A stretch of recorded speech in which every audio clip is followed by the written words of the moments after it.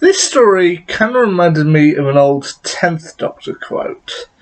Some people live more in 20 years than others do in 80. It's not the time that matters, it's the person.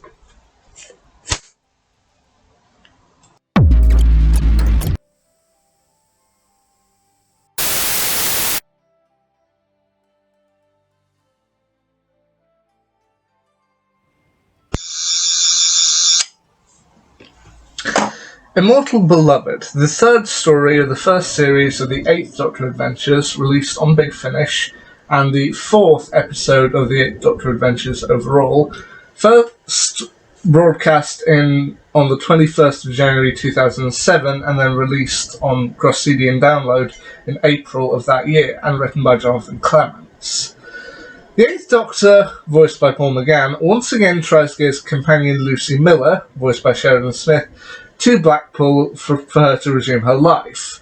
However, they end up on an unnamed planet where they inadvertently save two people, Sarati, voiced by Jennifer Higham, and Calkin, voiced by Anthony Spargo, from committing suicide.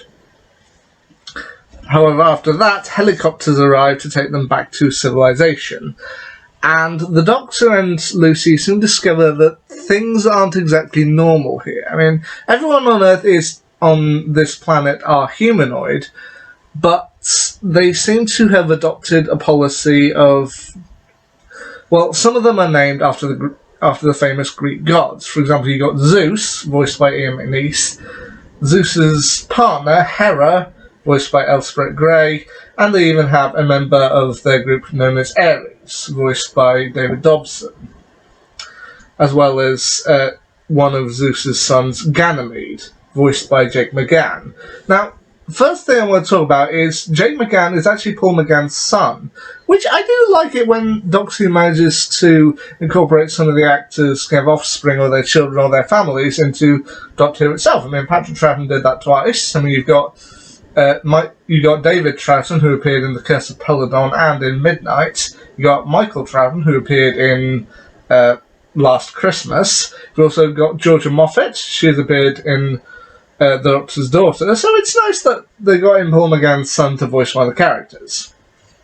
Now, however, they also do seem to have adopted a rather ethically dubious practice of synaptical kinesis. Basically, Zeus, voiced by Ian McNiece, he has these kind of sons, but as he reveals to the Doctor, they aren't really his sons. They're clones of him, just kind of clones of later down the line. And the idea of kind of what they do on this planet is those who are kind of higher up the social chain, higher up the monarchy, when their bodies become too old or become damaged, then they can use synaptical kinesis with machines to transfer their consciousness into their clones. And they've been doing this for pretty much the last 2,000 years, or 1,000 years or so, meaning that Zeus has effectively got to allow himself to keep living for many years. And Prince Calkin, as I said, voiced by Anthony Spargo, he is actually supposed to be next in line. Now, he does have another son, as I mentioned, Ganymede, voiced by Jake McGann, but Zeus recognises that Ganymede at this time is too young, so he'll transfer his mind into Calkin, and then when Hera has to die, they'll transfer her consciousness into Sarati, and that's why Sarati and Calkin were attempting to commit suicide. Which does, as I said, does raise a bit of the ethical conundrum of synaptical kinesis. I mean, yes, these people are clones of the original people, but at the same time, these clones have developed their own personalities. They've fallen in love, and now, whenever the mind gets transferred over from the older generation to the younger generation, then the younger generation's memories are effectively lost. Their personalities are lost forever, which Lucy frankly considers to be inhuman. And as I said with my intro there, it's a thing of you're continuing to live your life, but at the same time your life is shallow. And as I said, some people live more in 20 years than others do in 80. And as the 10th Doctor said, it's not the time that matters, it's the person.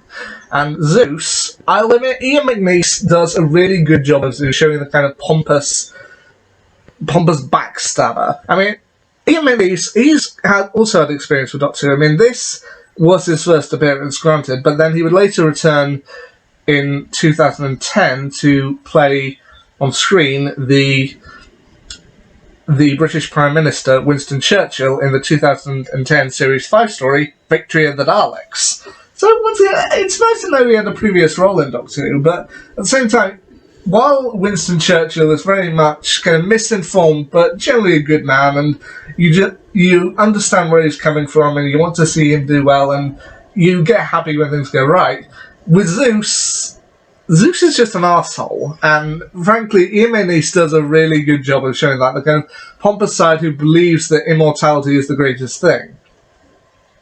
But at the same time, there's a kind of tragic side to this story as well, because as Zeus and Hera admits,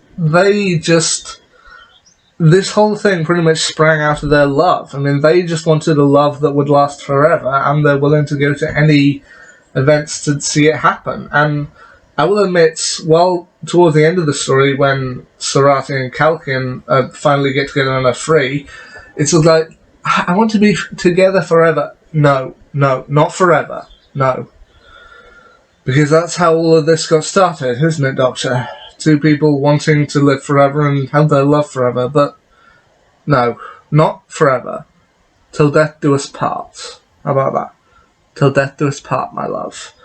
And yeah, as I said, I mean, when you see partway through the story when a slave called Taden ends up effectively getting chosen for this process and getting his mind overcome by Ares, it's sad to see him kind of just slip away and just nothing remains of Taden anymore, just Ares.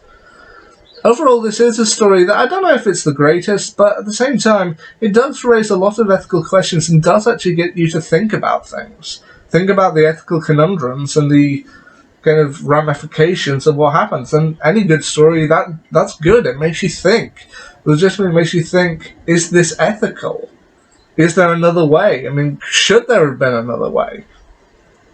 I don't know. Listen to Immortal, Beloved for yourself and make your own decisions on it. Have a good discussion about it down below in the comments. Alright, until next time. See ya.